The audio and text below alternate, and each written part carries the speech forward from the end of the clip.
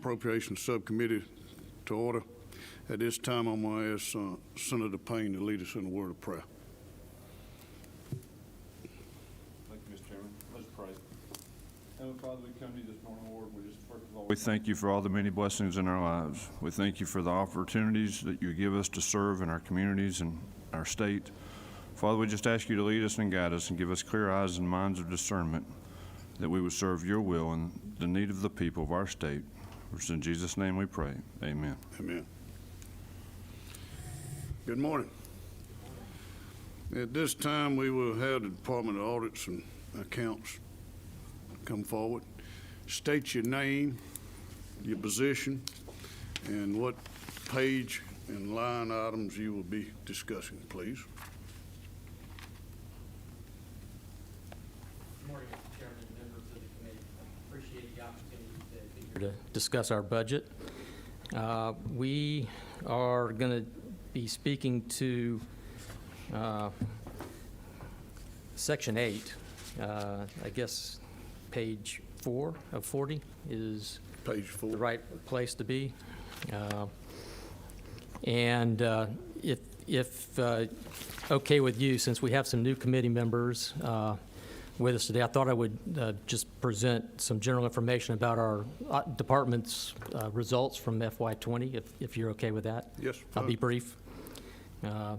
So in fiscal year 2020, we issued around 250 financial audit or financial related reports covering various industry sectors across state government, institutions of higher education, and local school boards.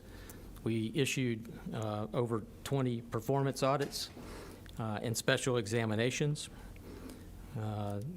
Our local audit department performed around 800 quality control reviews of financial reports of local governments and over 400 reviews of financial statements related to nonprofit organizations that contract with state agencies. We issued 84 fiscal notes and retirement certifications in FY20, and our sales ratio team, which is a group of real estate appraisers, validated almost 450,000 property sales to prepare the statewide equalized adjusted property tax digest.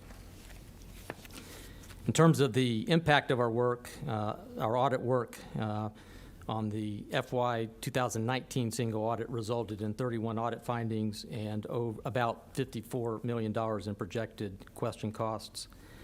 Financial audits of our school boards included 157 recommendations for improvements to financial reporting and internal control processes, and we identified over 300 recommendations for improvements over data integrity controls, IT controls.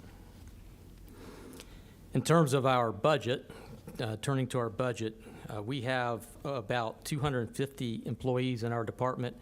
About 90% of those are auditors, and our budget is substantially funded with state funds, as you know. And before I dive into the details by line item, I just wanted to say that we are very appreciative of the additional funding that we received from the House. It serves us well in helping us address our anticipated operational needs for FY22. However, there are some other needs that are critical for the longer term, and that we hope the Senate will consider, and I'll mention those a little later on. So as we go to the tracking sheet, I'd like to address the line items in reverse order, if you're okay with that, starting with line 8.4. 8.4 is an increase in funds for software expenses for $350,000. We had some critical IT expenses that we were not able to fund in our 21 budget. The House version of the budget restores those funds so that we are able to properly fund our IT operations annually, and we are certainly thankful for those funds. And line item 8.3, that's an increase in funds for auditing pandemic-related funding. We are required to audit federal expenditures under the Single Audit Act. Our work is going to significantly increase for several years due to the additional federal funding that's coming into the state, particularly with yesterday's announcement about the $1.9 trillion in our share of that. That money is being received in the state. It's being received and expended at the universities and also at our local school boards. And I think at last count, we've got over $5 billion of funds that we're going to need to audit here in the next several years. So these funds are necessary to ensure that we have sufficient resources to staff for that increased workload over the next couple of years.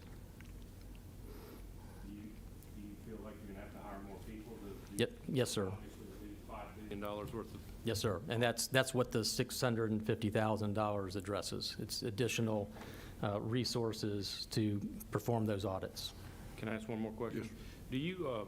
Do you hire full-time people, or do you contract out for special jobs that you have, that you need to go out and? We typically hire, and it's easier to work side by side with, team members. We have a certain way to do our audits. We have audit software that we use that Nobody else knows that we how to would use. have to, well, we would have to train the contractors to use, and so it's more efficient, we think, to just go ahead and hire those folks. And we will have ongoing work once we stop auditing the pandemic. And the impact of those pandemic funds is going to impact our normal recurring work around the federal audits. There's a formulaic process to identify those programs. It's going to push out some programs into future years. So we see the need for these additional resources for several years to come. Thank you.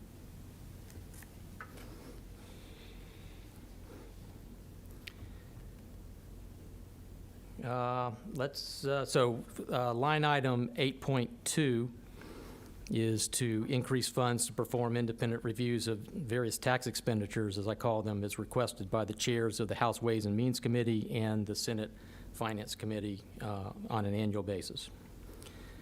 So the House budget includes $192,000 for the department to perform up to 5 reviews annually per each chamber for those tax exemptions, credits, and incentives. And we are supportive of the House's add to that and appreciate those funds, that those funds were included, so we are able to staff up for that additional work. And then line item 8.1 is supposed to be a budget neutral shift of funds between programs within our department. It's just to make sure we've got anticipated or funds available for in our admin department going forward. It's a separate program. So that's just a minor shift of funds. It should be neutral and no budget impact in total. So I'd like to take a minute and talk about those other 2 longer-term critical needs, if I may. We had asked the House for an additional $420,000 to be restored to our budget to meet staffing needs in our performance audit division. That's about 5 FTEs. We had plans to fill these positions in FY21, but we had to give those up in order to avoid placing staff on furloughs. So we didn't think it was appropriate to hire people and then put the current staff on furlough, so we gave those positions up. Over the past several years, we've had a number of statutory mandates requiring us to perform annual performance audits without additional staffing. The funds that we're asking and seeking to be restored would allow us to cover these annual requirements without reducing the number of our normal internally generated performance audits and special examinations that we do each year. I like to think that our performance audit somewhat funds themselves. Over the last 10 years, at least 40 of our performance audit reports have contained recommendations that could lead to well over $100 million in potential cost savings annually. Some of those have been realized by the state. So that means for every dollar spent on our performance audit division, we returned at least $22 in potential savings or revenue enhancements annually. Or looking at that another way, our performance audit division, each FTE in that division identified at least $3.3 million in savings or revenues annually. So I like to think that our performance auditors generate a significant positive ROI to our department, but also to the state overall. And I do have some examples. I've got a document I'm going to leave with you that highlights the work that we've done over the last 10 years and refers to these reports that I just mentioned. My last discussion item is a topic we've talked about over the last several years with both the House and the Senate. It's the topic of market-based pay, and that is having an impact on attracting and retaining talent. We have great professional staff and public servants at our department. I personally want to make sure that the department staff is as strong as they are today, or as strong in the future as they are today. So I come to you again today to ask for your consideration and support a market-based salary adjustment, or at least consider funding a partial adjustment. Based on a 2017 salary study by an external firm, we found that our auditor salaries throughout the organization are roughly 5 to 20% below the market, depending on what position you look at.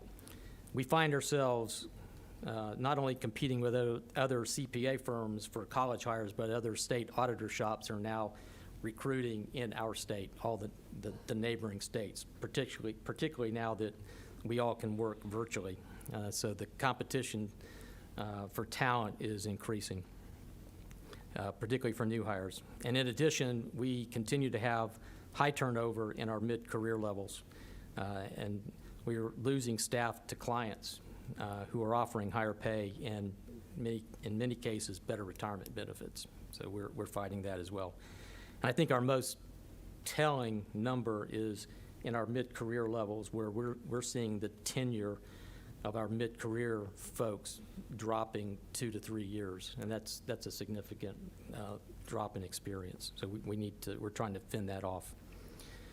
So our most recent cost estimate to adjust starting salaries, raise the pay scales, deal with the compression issues when you do that is about $2.1 million.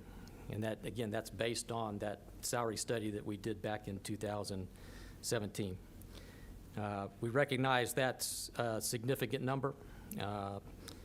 However, the competitive gap only increases. That number is a little smaller than 2.1 in 2017. It continues to grow because we have the gap increases with each year that passes. And ultimately, I think is going to have a detrimental and long-lasting effect on the organization if left unaddressed. So we've made tremendous strides over the past several years to become more efficient and improve the timeliness of our work.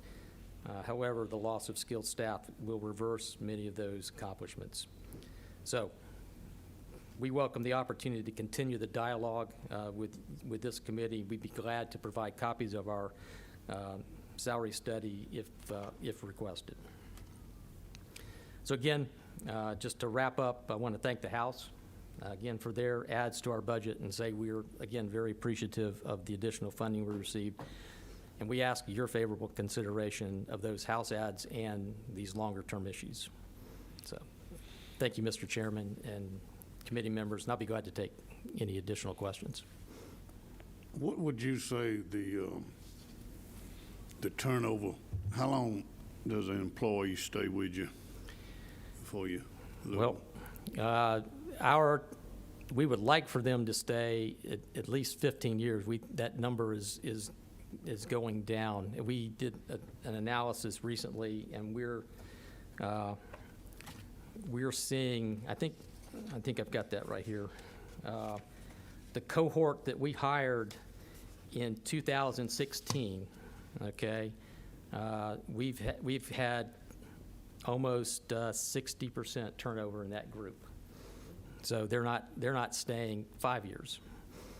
And they're coming in at low salaries. Some folks are coming on board and waiting for that other opportunity that has some higher salary that they can go to. Consistent raises is, having that is a pretty important thing to folks.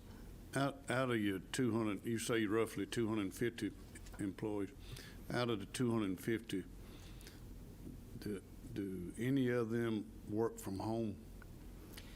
Currently, most of our staff are working from home. We are able to work remotely. We work at the client's offices. Prior to the pandemic, we have technology that allows us to do that. We've opened up the offices. Staff are welcome to come into the office and work. But we also allow them currently with the pandemic to work from home.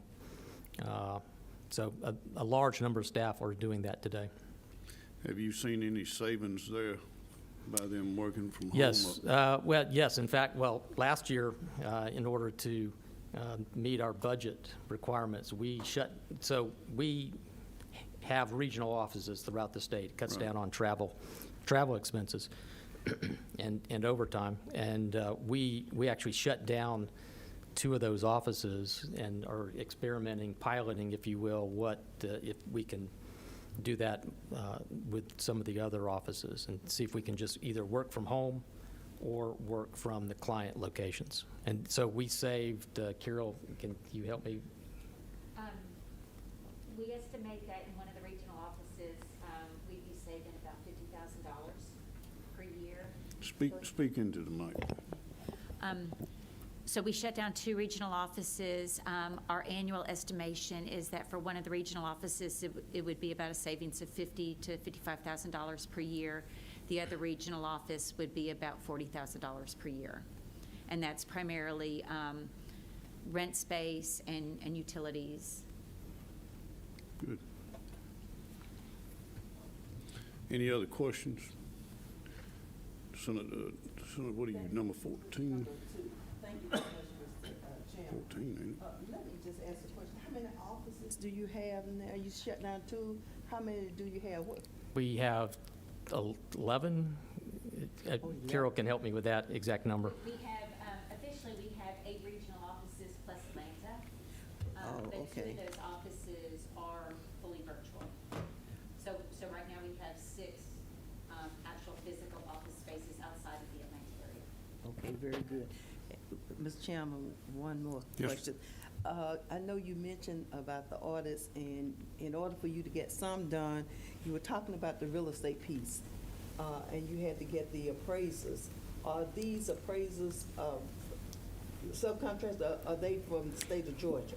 Tell me about the real That estate. staff is also, those are employees of the department. They're credentialed real estate appraisers.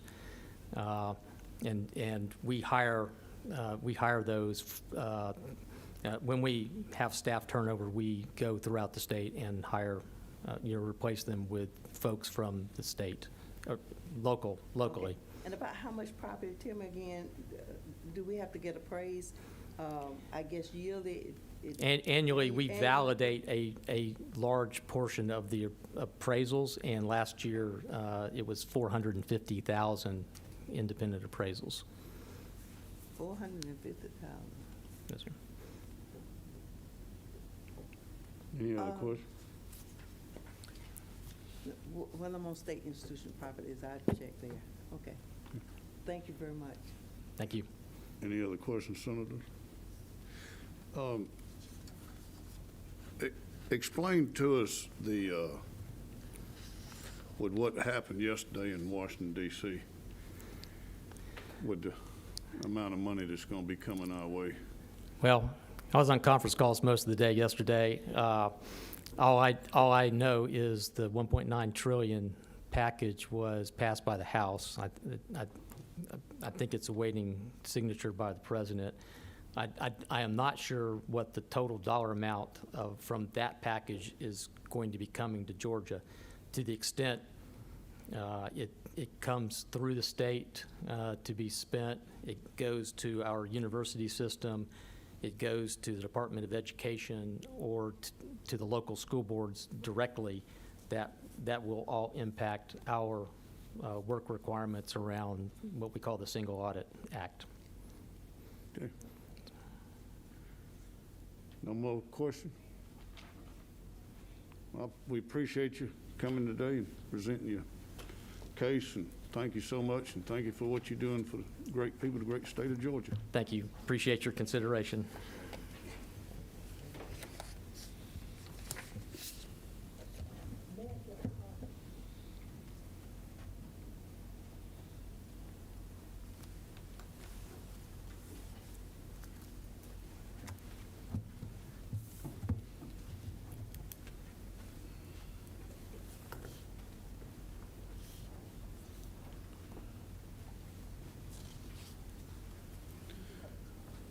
Next, we're going to hear from the Georgia Campaign Finance Commission.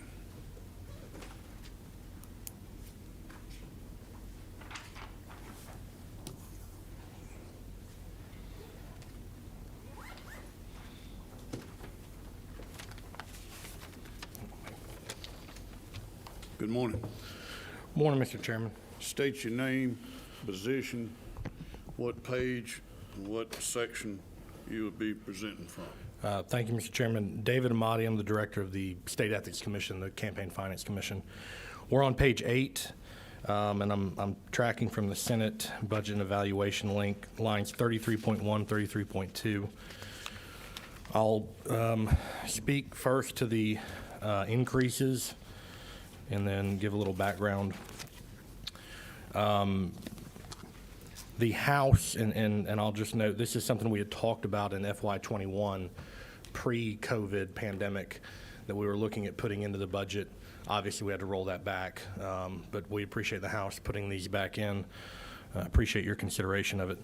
But there's a little less than $561,000 and change that'll be funding 5 positions at the commission if the Senate is willing to approve this increase.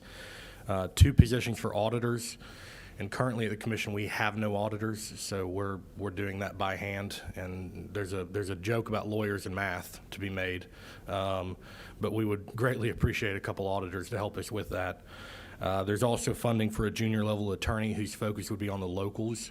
So we also regulate local county and city officials, not quite staffed to do that really the way we need to. And I think there's a lot of oversight to be had there that isn't being done just yet. That junior level attorney would be focused there to some degree with the junior level auditor. There's funding for an accounts receivable and accounts payable financial assistant, and there's funding for a training specialist. This funding would get us back to where we were somewhere between 5 and 7 years ago. Our agency has a complicated history.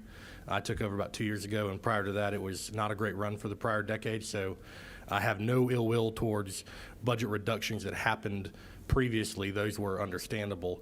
But given what we've done over the past 2 years, I think restoring us to the funding we had a few years back would be beneficial to the state. The past year, we adjudicated about 270 cases, 130 of which were over 2 years old, so we cleared a significant backlog over the past year. Our work has deposited in this fiscal year alone, we've deposited about $300,000 back into the Treasury. And for us, because of our scheduling, we're only about halfway through our fiscal year. We've got 2 more of our 4 meetings, so we're tracking to put over $500,000 back into the state Treasury. So we do generate some funding through our work. Our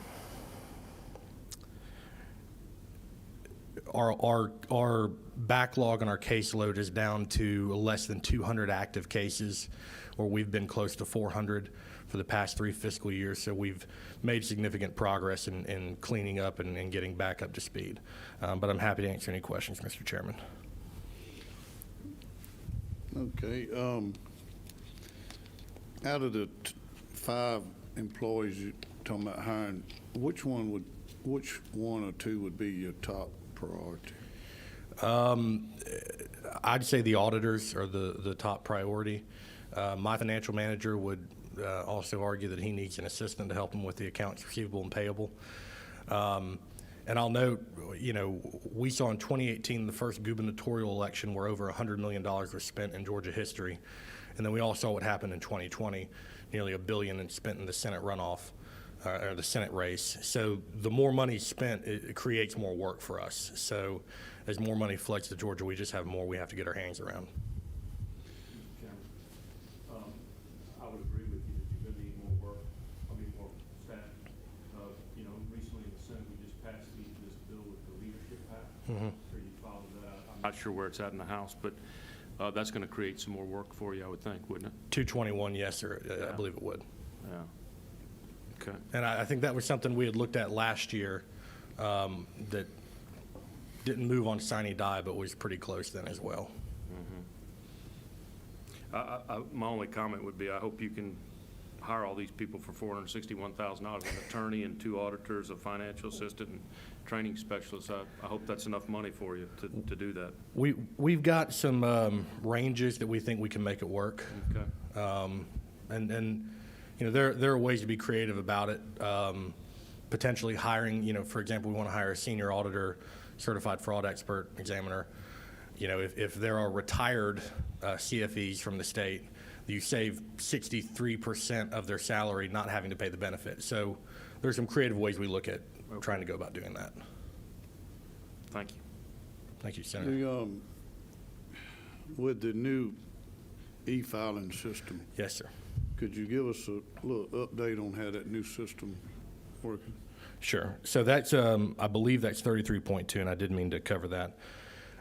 We've got a $300,000 increase. It's a one-time expense that we're not asking to be renewed in the next fiscal budget. We, due to some technological issues with our current system, which y'all all know is close to 20 years old, we've had some issues, so we've expedited building the new system. This past January 31st report, we actually allowed people, if they wanted to file in the new system, they could file in it. We had a few members of the legislature do that. And I don't know the collegial makeup of the room, but at some point, the developer said, well, we need an aesthetic layout, a decision. And I said, well, not a lot of great things about this job I have, but autonomy here is one. It's a Go Dogs, red and black. It's a University of Georgia layout for the state. It will go live for statewide on June 30th, with one exception, and that's what this $300,000 expense is for. For those campaigns that are so large they have third-party vendors, we have to create an app, or not an app, but that's the best word I can use tech-wise, to allow these third-party organizations to interact with the new system. We weren't able to get a pricing on that until recently, so we weren't able to ask for the amount of money we needed that until this budget. So the $300,000 would help do the coding and create the AVI function for the third-party vendors to interact with the system, and that's what we're asking that for. Okay. Any other questions? Senator Payne, what, number 15? Go I'm ahead. sitting right next to you, but I don't know how I'm 15 when you. Yes, sir. I had a question. Looking at just the history, can you explain a little why I'm looking at the number of existing cases on July 1 in 2017, 18, and 19, but then they significantly dropped in 2020? And then the number of cases resolved under and older than 2 years, those last two categories, those were pretty much on average. And then this year, or 2020, they just jumped to 147 and 130. So I took over almost 2 years ago, and I don't want to speak ill of anyone specifically, but previously the directors of the commission over the past decade, there were a few of them that had varying issues. I don't think the performance of the commission was up to standard. I think that would be probably widespread agree that the commission wasn't really doing the job the public expected. We had a significant backlog when I took over. The first fiscal year, candidly, I spent trying to wrap my head around this job and the changes that need to be made. In the past year, we've turned over staff to a significant degree and brought a lot of good people on, and we were able to really hunker down and clear out a lot of cases that were I'll give you an example. When I took over in 2019, I asked my staff, I said, what's the oldest, biggest case we have? In 2019, we still had a 2010 Roy for governor campaign case. So the backlog was significant. It was not really defensible. And we've worked hard to try and get back up to speed so that, you know, the cases we're working on, the public doesn't say, why are we talking about this 10 years later? And I think that's why you've seen the significant reduction. Okay, thank you. Any more questions? I just want to thank you for how easy you make it for us to file our disclosures, and it's, you know, very transparent, but it's not cumbersome. You know, I explored running for Congress, and dealing with the federal system is a nightmare compared to dealing with the state. So thank you very much for making it transparent but simple and convenient. I appreciate thank that. And Senator, we're rolling out this new system. I'll be candid with you all. I don't expect it to be glitch-free. This is technology. There's always, but we're rolling out a new Campaign Finance Commission education sort of initiative. So we're going to be working with the legislature, with the elected officials, so that if there are bumps on the way, we're trying to educate on the front end and help you all with any issues with the new system. Just again, to your point, Well, trying we to be appreciate that, because trying to be helpful. I'm no Bill Gates. I struggle with technology, so You and me both. anything you can do to make it simplified is good for me. Absolutely. You ain't the only one, Senator. Well, thank you so much. Thank you, Mr. Chairman. Thank you. Thanks, Thank you Senator. for what you're doing for the great people of the great state of Georgia. Go Dogs. Go Dogs.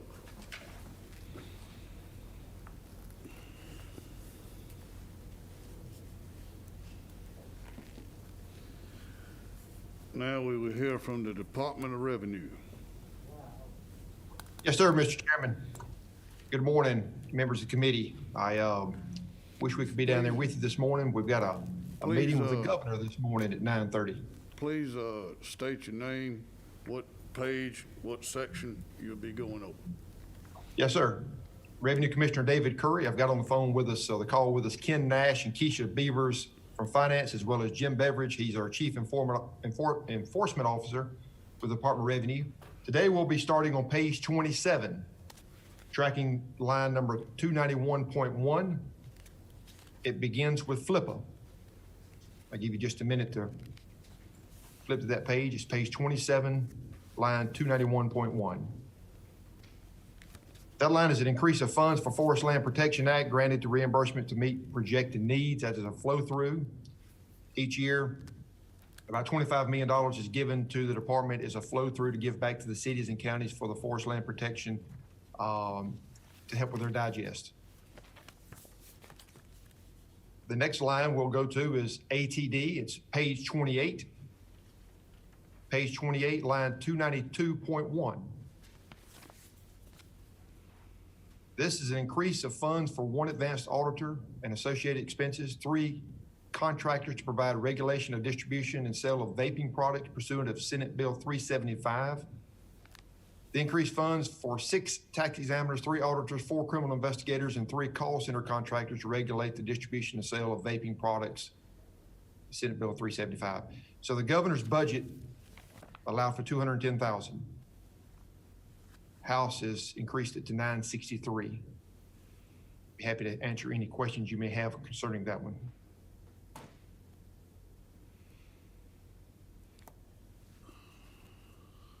Which one would be your top priority in hiring? When hiring, Yep.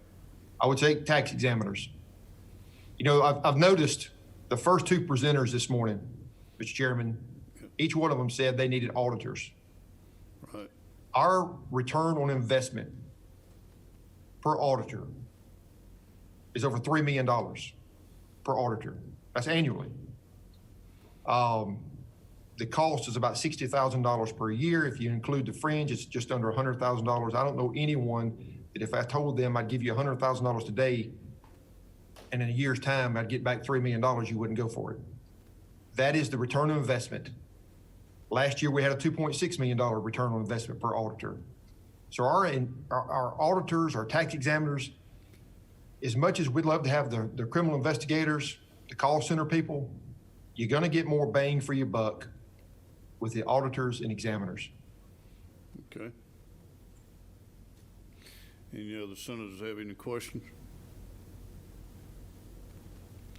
Well, I would like to comment that, every time I've called your department, y'all been Johnny on the spot Thank you. and just a quick response back and getting straight to the people that's having the problem or the issue. And want to thank you for that. And, Thank you.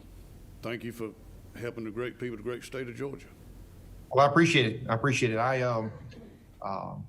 I give my personal cell phone number out a lot of times, and a lot of times around here, people cringe, but because they're afraid they'll call me and kind of circumvent the system. But we want to help. A lot of people say that, but you can't ever get in touch with your leader sometimes, and we don't want to be that agency. We want to help the taxpayers of Georgia, and if that means calling the commissioner, I welcome that. Thank you. Thank you for your presentation. Yes, sir. I've got a couple more line items. Would you like to go through those? Go on. I'm just seeing Okay. I was just seeing if you was awake. You were prepared. Barely. I hadn't had my coffee yet, Mr. Chairman. Tax compliance, page 31, line 297.1 is just a flow through. It's increased funds for the teacher retirement system. And then lastly is LATP. That's legal affairs and tax policy. It's page 32. It's line 298.2. 298.2, page 32. That's increased funds for one attorney and one legal secretary to regulate the distribution of all sell vaping products. Again, with Senate Bill 375. That's $161,000. That is tied to the same thing, ATD.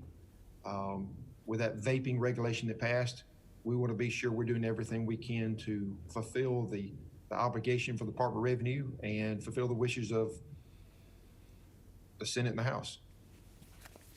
So again, I'd be happy to answer any questions with that. That is my last one, so I don't have anything after that.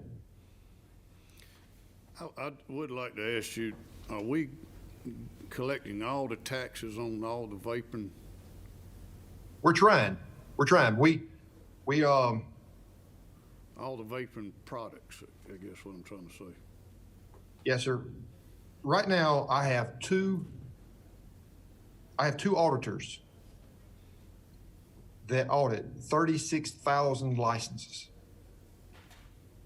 So when I tell you we're trying, that's an honest answer. We're trying to everything we can. Our guys work hard.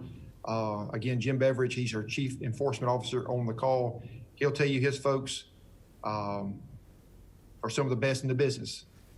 But when you have two auditing 36,000 licenses, you're working yourself to death. All right. Okay. Any questions? Carry on. I'm done. That's it. Short and easy. All right. Well, just once again, thank you for what your department does and helping the great people of the great state of Georgia. Yes, sir, Senator. You reach out anytime. Thank you. All right.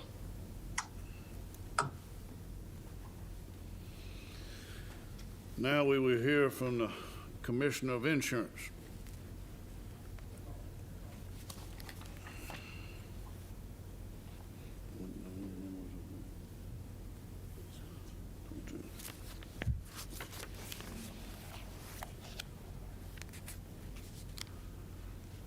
How y'all doing today? Good morning. Good morning.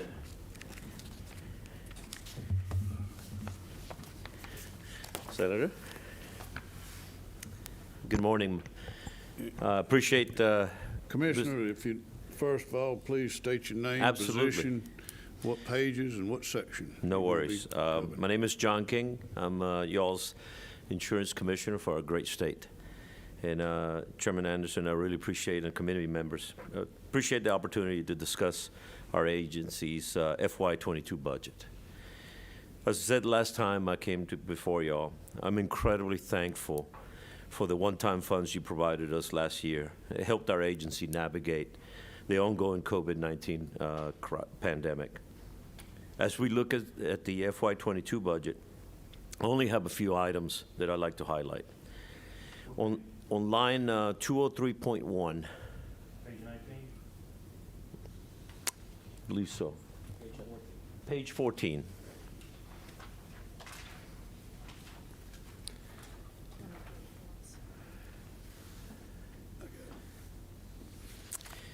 On line 203.1, you'll see that we're returning $100,000 to the general fund.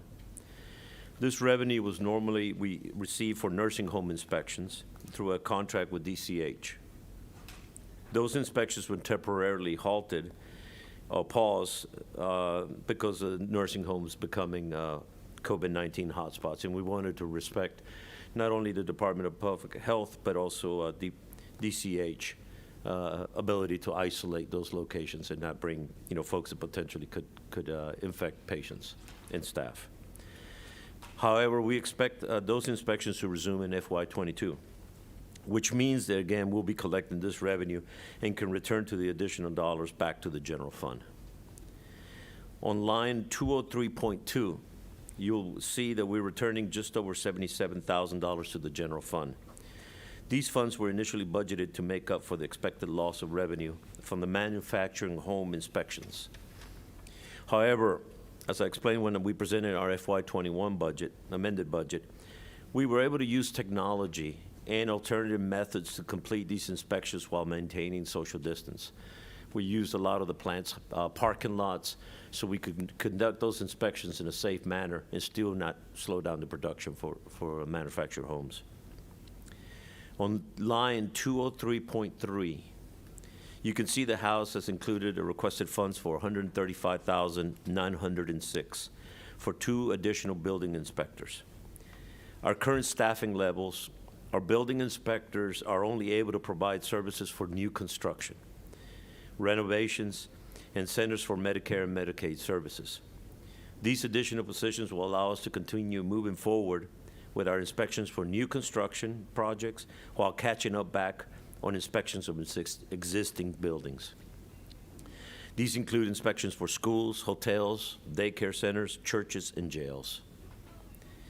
On line 205.1. Let me ask you. Yes, sir. What's the urgency there for them 2 positions? Sir, it's because we were only inspecting new construction, and the risk factor is that we're not inspecting older buildings, which I think is where the real risk is. The construction standards that we're seeing today, new construction is we're working with state, with other agencies in the state, but also with the local agencies to make sure that those construction projects are being done in a safe manner. My concern is older buildings that we have not been able to do inspections. So those additional inspectors will help us catch up with older structures. Thank you. Okay, sir. On line 205.1, we requested an increase over $2.4 million for the special fund, for the special fraud fund. Now, the special fraud fund is funded entirely by the Georgia insurance industry, not from state budget dollars. And they can only be used for our efforts to investigate and tackle insurance fraud in our state. According to the FBI, the total cost of insurance fraud is estimated to be over $40 billion every year. And that means insurance fraud costs every family in Georgia between $400 and $700 annually on higher premiums. And according to the Federal Trade Commission, Georgia ranks number 5 in the country with over $71.8 million in fraud losses a year. The Georgia insurance industry supports our agency's efforts in combating insurance fraud, and in fact, the majority of the complaints and referrals come to our office from the insurance industry. Our online fraud reporting system receives between 8,000 and 10,000 complaints every year, both from consumers and insurers. Our current staffing levels, we're only able to touch half of these cases, potential cases. Our Fraud Investigations Division is currently handling 478 cases spread across 11 investigators, which averages about 43 cases per agent per month. This increase in funding would allow us to bring 15 new positions, 12 of those which would be post-certified fraud investigators. That would allow us to touch about 90% of the monthly referrals, bringing caseload down to about 36 cases per agent per month. For reference, the optimal caseload per agent is about 15 to 20 per month. And I thank you very much for this opportunity to present this budget request, and I thank you for your continued support to our agency. We're committing to protecting Georgians in tackling all types of insurance fraud across our state. Your support today helps us accomplish this goal. I'll be glad to answer any questions you may have. I brought my team member, Chief Financial Officer Chad DeBella, can also go into the specifics and technical parts of our budget. Mr. Chairman, I stand ready to answer any questions you or the committee may have. Going back to section 205.1, would it be correct to say 16 new positions instead of 15? No, sir. I think we're asking for. It's just 15. Yes, sir. Just 15.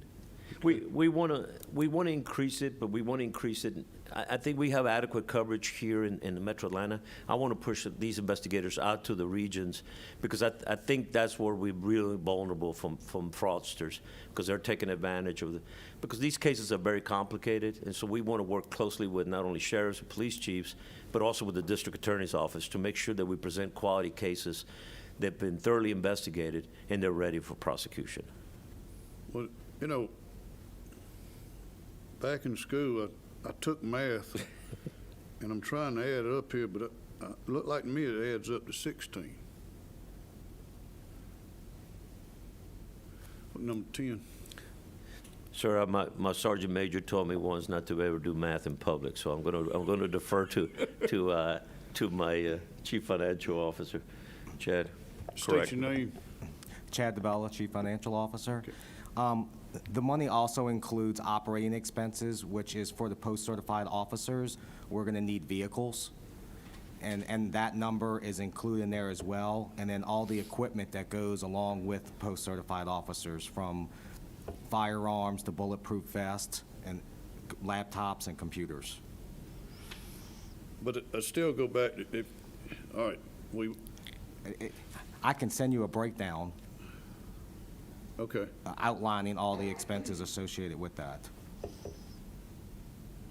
But I'm just, like I say, as I add them up, I come up with 16 Well, sir, I'll never turn you down, sir. Yeah, I'll take 16, sir. on the positions. That's what I'm asking about.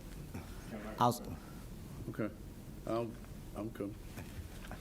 I'll send you a breakdown of all the positions Okay. because there's different salary levels. For some of them, there's a 1, a 2, and a 3, and so it's just not an even rate across the board. They're not all base. Some of them will be supervisors, especially out in the region. I want a leader, assigned to the region. So that will cost a little bit more to have a supervisor. So I want to spread the leadership across the state, sir. All right. Senator Beach. When you investigate a fraud case and y'all find the folks guilty and you get restitution, does that money come back to you guys, or does it come to the Treasury, or do we get restitution? Yes, we do. Typically especially the major fraudsters, we try to get restitution, and we try to get restitution back to the victims. Oh, I got you. So we really try to make people as whole as we could ever try to make them, because the victims are spread, and it is hard to make victims whole again. But what we try to work with the district attorney's office is to give restitution back to the victims of the fraud. I got you. Okay. Thank you. Okay. Any other questions? Commissioner, in the department of going into the educating the children in the school system, how many do we have now, and how many did we used to have Sir, in that position? Chad, how many did we total we had before? We had 2.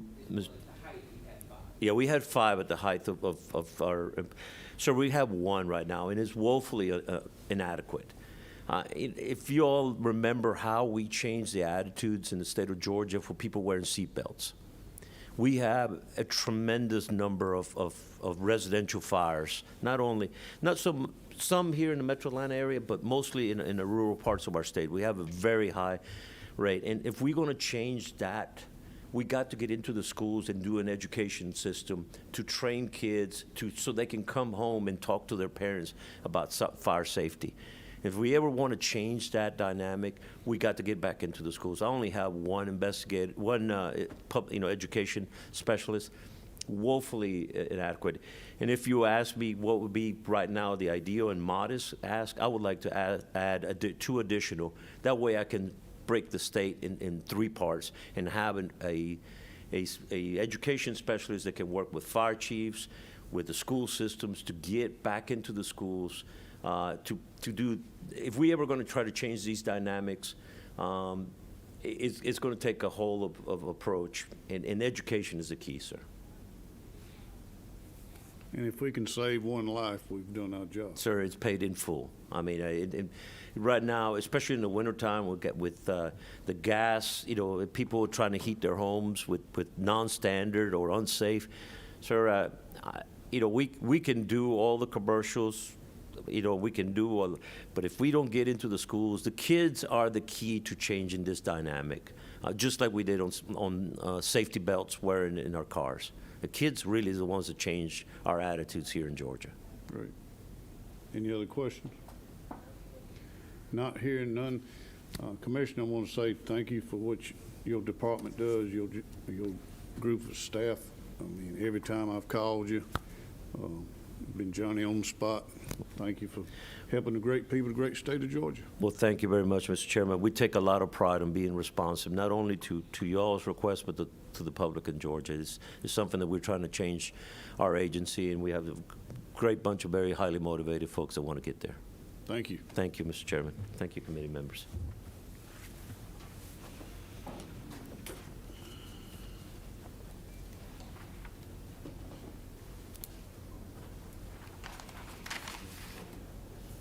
All right. Next, we will hear from the Department of Labor.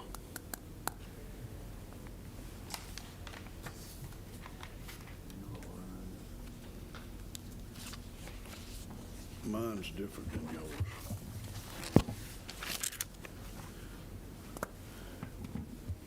Commissioner, please state your name, position, what page number, and what section you'll be presenting from. Thank you, Mr. Chairman. My name is Mark Butler, Commissioner of Labor for the state of Georgia. We'll be working off of page 15, section 32. I believe it is under your document. Correct me if that's wrong. All right. Basically, throughout our our budget, there are no changes except for the one special project addition.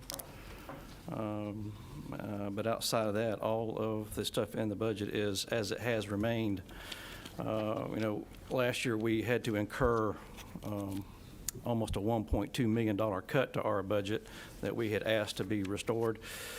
It was not, but since that time, the federal government has stepped in and supplied us since last March with the funding that we need to handle what's been going on in this pandemic.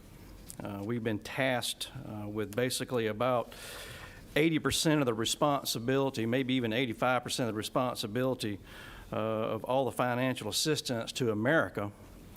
When you talk about the labor departments around the nation, we've also been tasked with putting together and administering 5 to 7 brand new programs that had never existed before last year, which actually has been a massive undertaking. A lot of that, I think, is maybe some poor planning in Washington, or some lack of not having the knowledge base up there anymore of knowing what labor departments do and what they do not do. For example, the PUA program for self-employeds, while that is a noble thing to do and needs to be done, especially if you're telling people they cannot work, it's almost like eminent domain. If they say you cannot go out and do this, or we're going to take this from you, then the government should make you whole.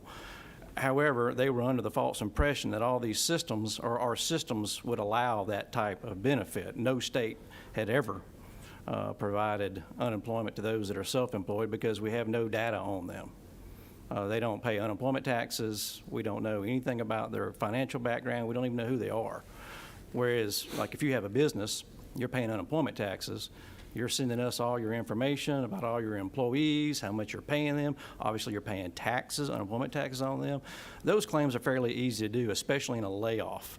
Like, for example, if somebody gets laid off through a lack of work, which is what, under Georgia law, you're allowed to get unemployment for, it's no fault of your own, those individuals typically get paid, as long as there's no protest or any kind of identity issue, within about 11 days. The ones that take a while longer are the ones who apply who did not get laid off, who either quit their job or who were fired for cause. That goes into a whole different stack, and that's where you see a lot of people calling you and saying, hey, I haven't, it's been a long time, I haven't gotten approved.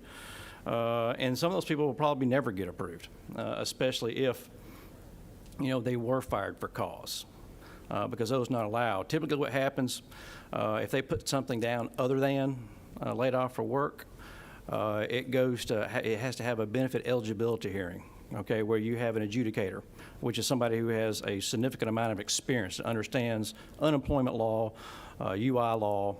They've been around for a while. They reach out to the person, get their statement, they talk to the employer, look at the evidence that the employer has sent them, and then at that point, they make a determination, which is either you get your unemployment or you don't.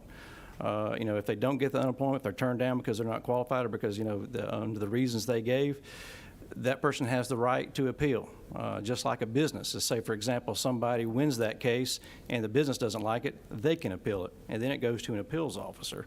And then it gets really complicated because that's like a miniature court case. So you're going to have a situation where you have an appeals officer, and those are some of our most senior, most qualified individuals, have extensive knowledge of UI law, state and federal. And they've also had to be trained on these new programs that we've been gifted by the federal government that did not exist before, which have a whole different set of rules. At that point, then there's another hearing, and it's just like a court case where you're taking evidence, you're cross-examining, you're listening to witnesses, and those can take a long time, just one individual case. It could be a 20-minute proceeding, or it could be an hour, depending on how much evidence or what's going on. And then that person, they make a determination, all right? If one side is not happy with that determination, they can appeal it yet again. And then it goes to the Board of Review, and the Board of Review is outside our purview. Those are 3 people that are appointed by the governor. We can't interfere with them. We don't hire them. We don't pick them. They review all the information, and they can upheld or overturn. It's like, going to appeals court. Then if you don't like that, you can appeal it one more time, and then it goes to Superior Court. And then you have to wait to get on a court docket with Superior Court, which, as you know, right now is probably going to be just about impossible, as a lot of those courts still have not opened back up. And so at the very beginning of the pandemic, the vast majority of people who were applying for unemployment were people who were lack of work or employer filed claims where they were, being sent home temporarily and then recalled right back. And, those are fairly easy to do. That has changed dramatically, especially in the last half of this past year and then first part of this year. Right now, we've had roughly about in just the first 2 months, I'm not even counting this month yet, but in January and February, we had over 250,000 people apply for unemployment benefits. Okay, out of that number, we had less than 30,000 of those people were actually layoffs. And so that other, we're talking close to 100,000 people that either quit or were fired from their job. And so, those don't automatically get paid. And a lot of them don't. Matter of fact, we did a quick snapshot of appeals. In the appeals right now, I think it's only like 22% of people who've been denied get overturned. So it's a very low amount. And typically because it's very well documented. We're also dealing with a ton of fraud. We asked for fraud inspectors, kind of like some of these other agencies like insurance have, because a lot of this is criminal.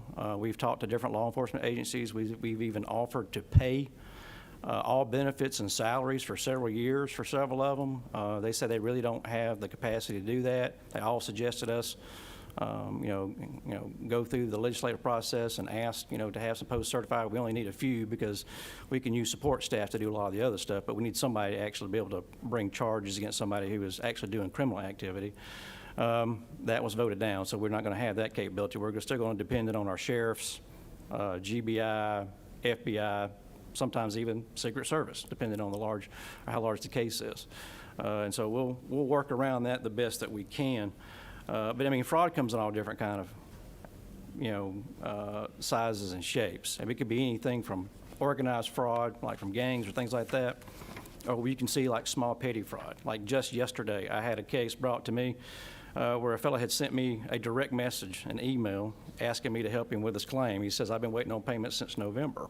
And he even was nice enough to attach his separation notice from his employer where it showed lack of work. And I said, well, something's wrong here. This guy's got a lack of work separation notice. He should have gotten paid. He should have been paid back in November if that, Of course, when we looked into it, it was a little bit more to the story. The employer actually did not give, and actually, they did give him a separation notice, and they also replied to our electronic separation notice system that we have called SIDES. And what the employer said in SIDES was totally different than what was on the separation notice that he sent me. And come to find out, the separation notice he sent me was all forged. That's actually a felony, because that's an official government document. They forged somebody's signature on there who worked at that company. Now, we're not going to bring charge on that person, but that company might. I don't know, because now he has sent that to me through an official email, and so I have to put that in his record, and that'll be in his appeals hearing, which I think he may be at the Board of Review now at this point. But these are that's a one-off, but that's the kind of thing that we're seeing a lot, and I mean a lot of right now. I could sit here and probably give you an hour's worth of stuff that I've dealt with just in the last 2 weeks. And I know you don't want to hear that, but I'm saying I could. I know you could. Can I ask a question? So you say you won't prosecute, but maybe the company will? Well, in this case, because we could, but I go ahead and tell you right now, most of the stuff that we sent over. Who would you send that to, the Attorney General? Well, no, a lot of times it's a local DA. Okay. Depending on how large it is. We've been told certain agencies approach, especially when you get into the federal part, they approach things differently. And I'm not Okay. going to get in because I don't want to That's tell their fine. secrets. But like one of them, told us that they don't fool with anything unless it's showing about, $500,000 or more. They won't fool with it unless you get to that level. Matter of fact, even USDOL has told us in a lot of cases they don't go after stuff unless it gets to a certain threshold, about $250,000. And I'm talking about $250,000 of organized fraud. But one of the other ones we dealt with, they said, no, we'd like to look at all of them because that little one might lead you to the big one. And which I'm like, yeah, you're right, and that's why we need more help with that. And I think one of the arguments against giving us the inspectors was, well, you should be concentrating on doing claims. I'm like, well, that's a totally different process, and we can't just concentrate on one thing because we have to concentrate on everything. You're dealing with, like right now, we have no backlog, and we keep hearing this backlog. Right now, we're just operating at current workload levels. Like I just told you, you've got over 90,000 people in the last 60 days that sent in an application for unemployment that probably won't get it because they quit their job or they were fired, all right? And that process takes a while, all right? That's, so having 60,000 people in the queue right now that are waiting for a burr, that's normal on a 90,000 people who applied. I mean, that's, you're actually ahead of the game at that point. Mr. Chairman, I'm going to have to leave in a second, but I did want to ask you, after what happened yesterday in Washington, will you be receiving money, you think, from? It's just like I told a reporter and I've told people in Washington, the monies that they started sending us back in March and throughout the year, I mean, it's based on your claims level. I mean, it's a form that's been around for 40 years. I mean, money is really not an issue right now. The problem is,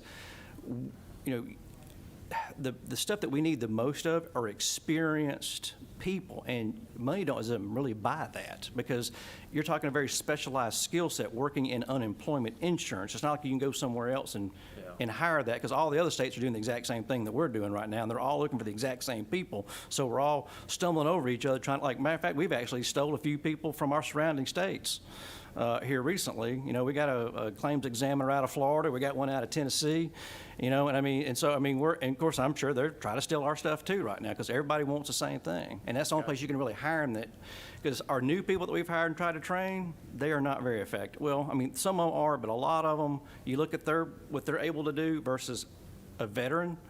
Like, some of our best people right now is we've had and this tells you how, one thing that makes me so proud about Department of Labor is, you know, we've had so many retirees that have volunteered. I mean, obviously we're paying them, but they have volunteered to come back because they realize what's going on. And they're showing them going, matter of fact, my former UI director, who retired with 30 years, who ran the whole UI department, she came back. She's come back twice. And she's an individual, now she's doing, you know, claims examining, you know, things way beneath her skill level, but that's what's needed. And she knows, hey, we all got to come together. We got to kind of work this out. We got to, you know, try to, you know, get this done. And it's amazing that we've seen. And we would have had more people in the queue if over the years we hadn't seen significant reduction in state monies and federal monies. Matter of fact, we added it up. And if you added up all the federal, state monies that we've been cut since I've been labor commissioner, it's $250 million in 10 years. That's hard to make up. That's why we went from over 2,000 employees to right at 1,000 employees. When this thing hit, we barely had enough people just to do 20,000 claims a month. And then we went to 1 million claims in 1 month. And right now we're doing 25,000 claims a week, and we are keeping up. When a claim comes in there, it is processed within 24 to 48 hours. Okay. You got a question, Senator? Need number 14. And I have to apologize, I'm hard of hearing. Yes, so. I'm sorry. The question I want to ask is, if there's no backlog, why are people still calling our office every day saying they haven't heard from the Department of Labor? Because we really don't have, we have our admin to put it on the spreadsheet and send it in. And then someone from the Department of Labor, I guess, will be calling them. But those same people are calling our office. And, you know, if our admin can't get it done, you know, we have to get it done. Yes, I've checked, you know, I did a double check in the last 2 weeks of everybody's list. All your folks that you have sent over have been contacted. They may be telling you, sometimes they'll come back and say, nobody's helped me. And their definition of help may be, I didn't get approved. And they may not be qualified. Now, that happens to me all the time. I had one lady the other day whom I know for a fact that I have sent her stuff on, because I do the same thing you do, except I do it in a lot greater numbers, obviously, because everybody knows. But it's one lady, I know that we've called her a dozen, if not 20 times. I mean, she keeps filing new claims on previous employers going back 2 years. And every time it's been a fire or a quit, and she is not qualified, but she keeps saying, nobody ever calls me. And I'm sitting there looking, I'm like, wait a minute. You know, yeah, I mean, we just called you last week. Matter of fact, when I sent it to the person, she came back and says, here's the call log. And I mean, it was like this long, you know, and I was like, okay, yeah, all right, we did. And she had filed another claim, and this time it was on another employer that, you know, that she worked for and then quit, and it was like, you know, a year ago. Okay, so what you all do, once we send it in on the spreadsheet, you all process that and either send them a letter or give them a call? Yes, they go on a worksheet to be called. A lot of times what you're seeing is people that are in the appeals queue, or they may be in the next set of appeals, like where they're going to go to the board of review. But I go and tell you, a lot of times, you know how some people are. Like, for example, like when somebody has an issue, they'll call you and then you get it fixed, right? A lot of people view you guys as, well, I didn't get approved for unemployment, so I'm going to call my senator because she can fix that for me. And then, you know, you'll send to us and we'll look at it and we're like, all right, well, this person didn't get approved because, like the guy that I was talking about that sent me the false paperwork, his write-up was extensive. And I mean, there's no way he's probably going to get approved, you know, even on his appeal, because, I mean, apparently, you know, he broke some very serious rules, like to the point of getting violent with somebody at work, okay? So, and they had it all documented with witnesses and everything. And so, but a lot of times people say, you know, well, they'll fix it for me. And then when it doesn't get fixed, they call you again and say, well, I still didn't get paid. And, you know, and there's only so much you can do, because I know you don't want us to break the law and appeal somebody who's not qualified and override it. I can't do that, especially once it gets to a certain point. Legally, I cannot, unless there's egregious evidence that the case was not handled properly, you know, and it has to be egregious, like saying, you know, witnesses wasn't allowed, or evidence was, you know, that was obvious that wasn't, you know, put in there, which we're not seeing very many of that. But once it gets to the board review, I really can't touch it. Because those are people that are outside us, and obviously Superior Court, you know, I can't be calling up a judge and saying, you know, I need you to look at this a certain way, because we're actually the defendant in that case. It's like, you know, there's like a million cases out there with my name on it where people have taken their unemployment cases to Superior Court, and it says, you know, John Smith versus Georgia Department of Labor, Commissioner Mark Butler, blah, blah, blah. So, All right, Okay, thank you. thank you. but I know all your cases have been reviewed a second time. Any other question? Okay. Ms. Butler, thank you for presenting you today. Thank you. Your staff, every time I've called them, they have returned my phone call, and I thank them for that. And thank y'all for helping the great people of the great state of Georgia. Well, just, you know, if you ever get a chance to say nice things to my staff, please do, because they're feeling kind of down right now. A lot of things are being said about them, that they're not doing their job. And we've had a lot of people sacrifice. We've had over 100 of our people actually catch COVID, even with our very strict restrictions on travel and getting out. We've had 5 people pass away that are on our staff. These are some of your best, if not the best, state employees that have put in massive, massive amounts of overtime. They don't have to, but they have. Because really the only people who can do this work are the ones that were there when this began, that can really get it really, really done. And they have showed up. I'm very proud of them. I'm very proud to be at the head of them. I couldn't ask for a better group of people. They have done amazing work.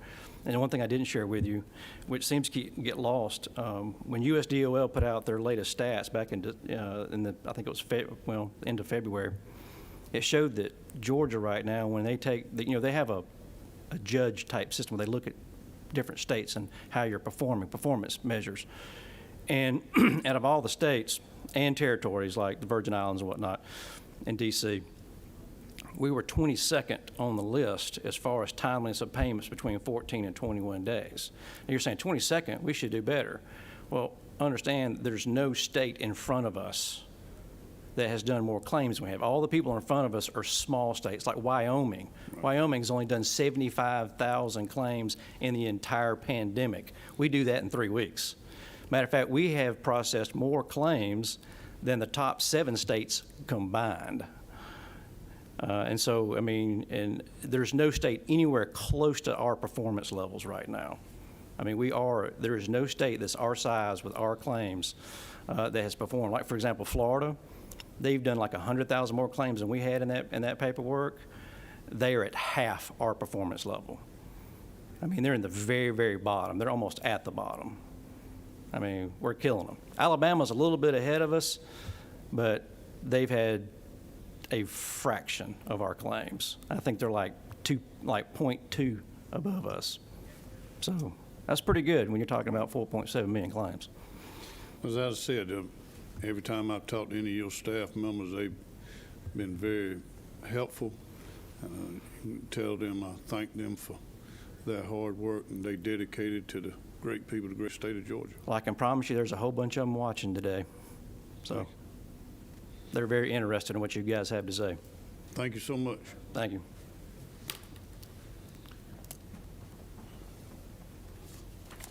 Now we will hear from the Medical Cannabis Commission.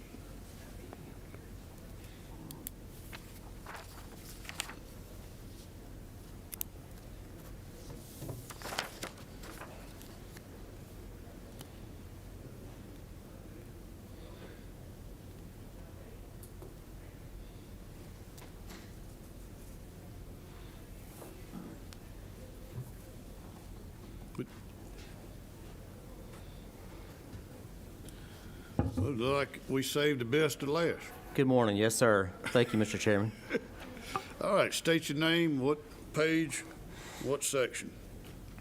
I'm Andrew Turnage, the Executive Director for the new state agency, the Georgia Access to Medical Cannabis Commission. And looking at the, I believe it's page 37 of 40 in the document, and this is going to be at the 306.100 line. Does that ring a bell with everyone? I'm still trying to get the, Yes, sir. And maybe page 38 of 40, I apologize. what was the number did you say now? Page 37, and looking at line 306.100. Correct. Yes, sir. Mr. Chairman, I appreciate the opportunity to come before you today and talk to the members of this committee. If it's acceptable to you, I'll just cover the information that's listed in the program overview. I know that I've spoken before some of the members in the committee previously, but some of you have not. And so I want to be sure and cover a little bit of background information about the commission, and I'll give you an overview of who we are and where we're headed, and the reason why we're looking for your favorable consideration on some budget items today. As you know, the commission was created with passage of House Bill 324, and that was in April of 2019. Later that year, the members of this commission were appointed by the governor, the lieutenant governor, and the speaker in November of 2019. I've been in this position. March is the beginning of my 9th month in this position as executive director, and I am the commission's sole employee. The commission has held numerous public hearings across the state to hear from both the industry and the families, as well as the medical field, about the development of medical cannabis in our state. And in the fall months of last calendar year, the commission opened its request for proposals, which is a competitive application process for Class 1 and Class 2 production licenses. Those production licenses are regulated by the commission, and the commission has the authority to issue 2 Class 1 production licenses as well as 4 Class 2 production licenses, and we will begin the process of issuing dispensing licenses shortly after we conclude the evaluation of those. That RFP for production licenses closed in January of this calendar year, and we are in the process of evaluating those. The commission received approximately 70 applications between the 2 classes, and the number of applications as well as the names and locations of those applicants will be disclosed later, probably in May, at the conclusion of our RFP evaluation process. How many was going after the 2 larger license, and how many was going after the 2 I appreciate the question, Mr. Chairman. The commission has not disclosed that information yet. Okay. We will do so in an official I understand. report. I Yes, sir. understand. It's a good question. Thank you. The commission is looking to be sure that we handle the production of medical cannabis correctly in our state. The background that I have, of course, is I'm a former law enforcement officer, and I worked for 8 years in regulatory compliance with the Secretary of State's office prior to coming to the Medical Cannabis Commission. And so we're very much a regulatory compliance agency. The commission will partner with a number of state agencies in our oversight of the production licenses. Of course, we work very closely with the Georgia Department of Public Health, and I always want to just give a positive shout out to the low THC oil registry leader, and that's Ms. Cheryl Desportes at the Department of Public Health. She's always accessible and a great resource to keep the commission up to date on what's going on there. We also appreciate great communication and support from Vic Reynolds, the director of the Georgia Bureau of Investigation, and his staff as well. But the commission is focused on the regulatory compliance side of this and not the criminal side of this. So we very much have oversight for ensuring that applicants have the requirements that are outlined in statute, making sure that all of those items are met that are required for applicants, and that's prior to evaluation. That's the application process, but once they are issued that license contract for 5 years, we will have oversight responsibility as well to ensure that they're producing quality medicine for patients and that there is accessibility for patients across the state. We also have several components that are important to the commission that are included in our law. We do have oversight for ensuring that there are social equity components in the ownership and employment categories for licensees with this commission. And we also strongly encourage through our application guidelines that the commission has put in place the involvement of minorities, veterans, and women, as well as agricultural businesses as well with our licensees. So that's just a brief overview of where we are at. We anticipate going forward in the future that we will issue those licenses, those award of contracts for the Class 1 and the Class 2 licenses. That will be all 6, approximately May of this calendar year, Mr. Chairman, and we'll begin the process straight away of putting together the requirements for dispensing licenses and getting that process in place and issuing the dispensing licenses while these production companies are beginning construction and beginning to produce low THC oil and products for patients. If you look at the information, we're very appreciative of the support that the House has put into place for the commission. Again, prior to now, if you look towards the end of the information, what you can see from prior appropriations, the House has added funding for us to onboard an attorney, an investigator, and 3 licensing analysts, which will be very much appreciated by yours truly. I need some help, and we do have very important needs for the staff as well. The commission receives a number of legal requests on a regular basis.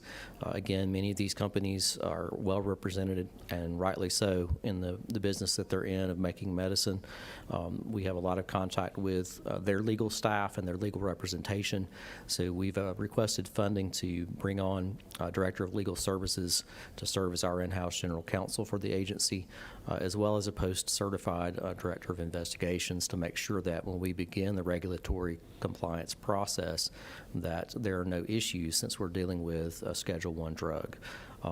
The license analyst will be very much doing the work that I've done by myself for the last several months, and that process will become exponentially greater as we start to issue those dispensing licenses in the future. So that's a very, very quick walk, brief overview of who we are and what we have done so far, and with your favorable consideration here in the Senate, Mr. Chairman, we'll press forward and continue to do what we need to do with oversight for this in the coming fiscal year starting in July. And I'll be happy to field any questions that the committee may have. Out of the 5 new positions, what's the one that's most important to you? Currently, my immediate need is for the attorney. I need the in-house legal assistance to make sure that we meet the timelines that are required for open records requests, legal inquiries, working with the Department of Law as we begin to promulgate rules. That's our next step in the process. And having worked again in licensing for years prior to now, that's a critical need for any state agency, but especially moving into the field that we're looking at. What would be the post-certified investigator? What would be say the top 3 or 4 areas that they'd be working? So the top area will be regular inspections for the production facilities to ensure that they not only meet the requirement of law, but to make sure that the compliance items are in place. And there are a variety of those for production licenses. They're required to have fencing, they're required to have security cameras, they're required to record the movement in and out of their employees, and most importantly, require the seed-to-sale tracking of those plants and the product from the point that it's manufactured until it reaches the hands of a patient. So we'll have oversight for those activities on a regular basis for the production licensees. And we definitely want, we don't want an inexperienced person to be in that kind of role. We want someone who preferably has some training and some experience looking at these types of complex issues on a regulatory compliance or enforcement capacity. Okay. Any other questions? Hearing none, thank you for what you're doing for the great people of the great state of Georgia, and we're excited about this, and this is something that everybody's watching and hoping good things come out of it, good results come out of it. And thank you, Mr. Chairman. And I always want to give a plug to the people that have made this happen. There are a number of supportive individuals that have really been behind the development of the law that created the commission, and now the commission that's in place, and that's the families as well as veterans. They've been a big part, as you know, Right. of bringing this to our state and to bear. And I know that I try to speak to this item every chance that I get as I appear before the committees, because I know that many of them are watching. But the most important thing for those families now is that prior to the commission getting stood up and getting going with this RFP process, the number of days ahead of patients in Georgia has been greater and greater and greater. They've been waiting for many years. Now it's good to give them some encouraging news that we have support, and the number of days ahead of them before they gain access in our state are becoming fewer and fewer, and we can certainly do that with the resources that have been afforded to us, and we're appreciative. Roughly, do you know how many individuals that we could help? My understanding from the Department of Public Health is that there are between 13,000 and 19,000 individuals that are current on the rolls within the last year or two. My understanding from them also is that there has been a slight dip in that some individuals have not re-upped or renewed their low THC registry card, perhaps out of frustration that there's not access to low THC oil in our state. So we anticipate that number to double and possibly triple once there is lawful access to low THC oil in our state. And Mr. Chairman, I'll just mention two items that are near and dear to my heart for these patients, many that I met prior to coming into this role. Pain is still the number one reason why people are seeking access to low THC oil. That includes a number of conditions, but especially veterans and people who have had severe trauma to their bodies that have built tolerance to narcotics and can no longer take additional medication, or those have become ineffective in their treatment. They are finding good relief from quality medicine in this developmental field, as well as many families who have children that suffer from seizures throughout the day on a regular basis find good relief from this. And those are two groups that, out of many, but those are two of the top reasons why people become patients on the low THC oil registry. Thank you so much. Thank you very much, Mr. Chairman. All right. Go Dogs. Go Dogs. Go Dogs, sick 'em. All right. You was the last presentation, and thank you. And any other comments or questions? If I hear none, we stand adjourned.